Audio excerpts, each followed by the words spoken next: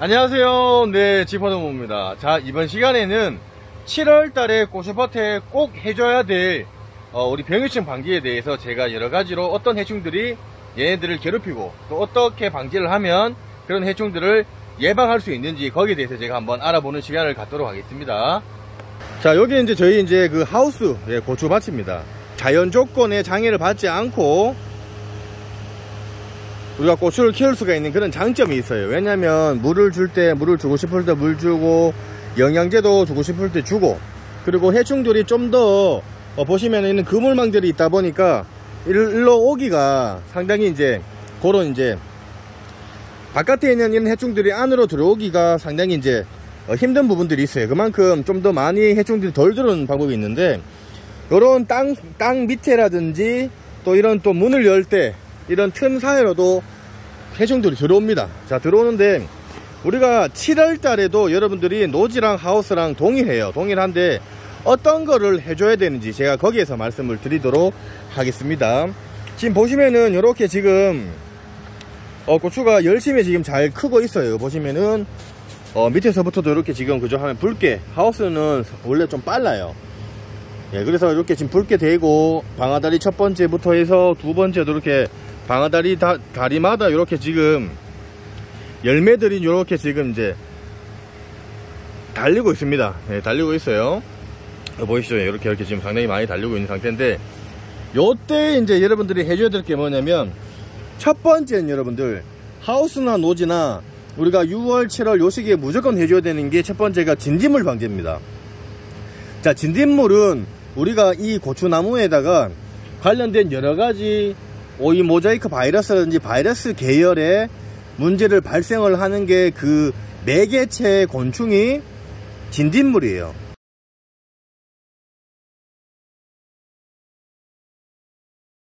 그래서 진딧물은 매달 새순들이 올라오고 습도가 올라가고 온도가 올라가면은 이런 새순들한테 여기 보시면은 잎이 쪼그러든다거나 잎이 변형이 된다거나 이런 식으로 하면서 진딧물이 이 잎에 있는 영양분을 흡집을 하면서 바이러스가 침투가 돼서 흡집을 하면서 그쪽으로 이제 바이러스가 발생을 하면서 고추나무 잎이 이상하거나 기형가가 나온다거나 혹은 그렇게 이제 많이 발생을 할 수가 있기 때문에 진딧물 약을 쳐주셔야 되고요.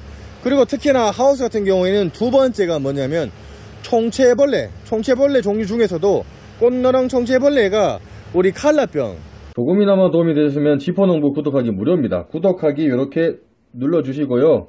종 눌러서 전체 알람 설정으로 이렇게 해놓으시면은 무료로 더욱더 많은 정보를 받아보실 수가 있습니다. 토마토 위조 반전 바이러스라고 이 칼라병에 걸리게 되면요, 이 전체에 완전 다 퍼지기 때문에 이거 고추밭을 다 쓸 수가 없는 정말 무시무시한 그런 병이 발생을 합니다.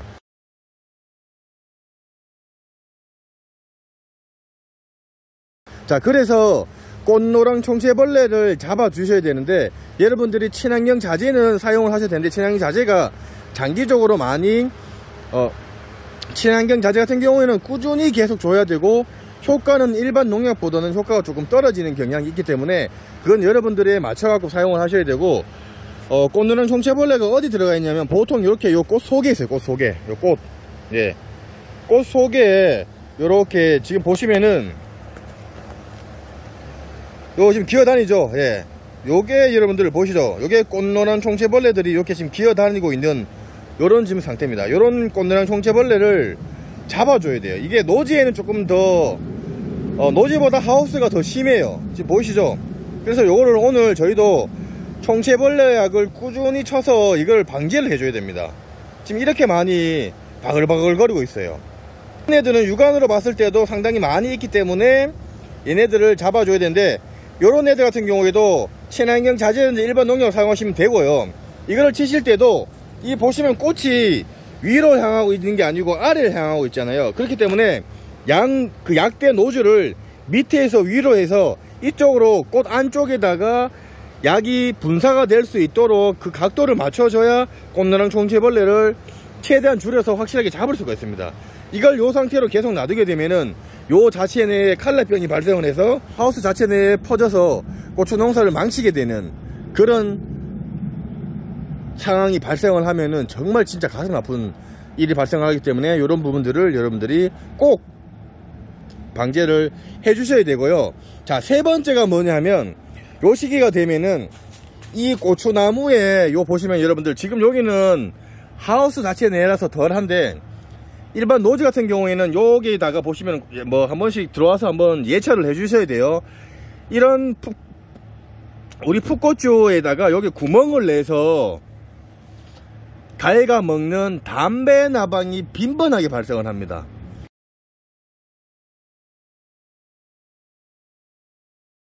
자, 그래서 여러분들이 담배 나방 같은 경우에는 얘네들이 꽃이 폈을 때 그쪽에다 알을 까서 이게 이제 고추로 이렇게 변하면서 이 안에서 나오는 애들도 있고 기어가서 이쪽 안으로 들어가서 구멍을 내고 그렇게 계속 이제 순환을 하다 보니까 여러분들이 담배 나방 약을 살포를 해서 담배 나방을 잡아주세요. 그래서 지금쯤 꽃이 필 때랑 그리고 열매를 맺혀질 때 담배 나방을 확실하게 약재를 살포를 해서 잡아주셔야 돼요. 그렇지 않으면은 열심히 키우는 고추가 상품성이 떨어지기 때문에 나중에 여기 구멍난 애들은 나중에 되면은 요때 이제 우리가 장마철이다 보니까 비가 들어가고 그리고 비가 들어가고 여러가지 이제 균들이 침투를 하면서 이 잎들이 이 열매가 떨어져요. 떨어지면서 또 이 자체 지역에서도 여러가지 병들이 발생을 할 수가 있기 때문에 그거는 미리 잡아서 예방을 하셔야 됩니다. 자, 그리고 네 번째가 뭐냐면 7월달에 해줄 게 뭐냐면 우리가 노린재가 날아와요. 여러분들, 자, 하우스는 우리가 문을 안 열어놓으면 상관이 없지만은 노지 같은 경우에는 오만 그 주위에서 우리가 콩을 심는 시기도 맞춰갖고 얘네들이 나는 일반 냄새나는 노린재가 오는 게 아니고 톱다리 허리 노린재라고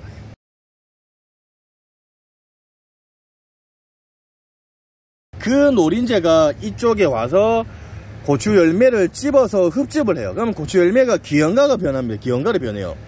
그랬을 경우에 우리가 뭐 직거래를 하든 공판장에 하든 아니면은 집에서 말려서 먹더라도 모양이 예쁘지 않으면은 또 맛이 없듯이 그리고 상품성이 떨어지기 때문에 경제적으로도 문제가 발생을 하기 때문에 노린재를 잡아주는 노린재 약을 친다거나 아니면 노린재 트랩을 설치를 해서 톱다리 허리 노린재를 잡아주셔야 돼요. 예. 걔네들이 이쪽에 와서 잎 뒷면에다가 또 알을 깝니다. 알을 까서 막 상당히 많이 바글바글 거리면서 막 고추나무에 막 달려있는 것들을 아마 조만간 이제 보시게 될 거예요. 걔네들도 주위에서도 많이 날아오기 때문에 그거를 잡아서 방지를 해줘야 고추를 열심히 키운 고추가 문제가 안 생기고 할 수가 있기 때문에 그런 부분들을 여러분들이 방제를 해야 됩니다. 방제하는 방법, 어떤 제품이 있는지 거기에 대해서 말씀을 드리고 사용하는 방법에 대해서 이제 설명을 드리도록 하겠습니다. 자, PLS 맞춰갖고 요 보시면 고추, 단 고추를 포함해 목화 진딧물, 복숭아 혹 진딧물 이런 식으로 진딧물 약을 요 약으로 이제 10g 정도로 해서 물 한 말 20리터에다가 10g을 타서 혼용을 하시면은 진딧물을 잡을 수가 있는 그 진딧물 약입니다. 자, 그리고 요 보시면은 또 PLS 맞춰갖고 고추, 단 고추를 포함해 맞춰갖고 담배나방 요 약도 한 10g 정도의 물 보시면은 20리터가 한 마리에요.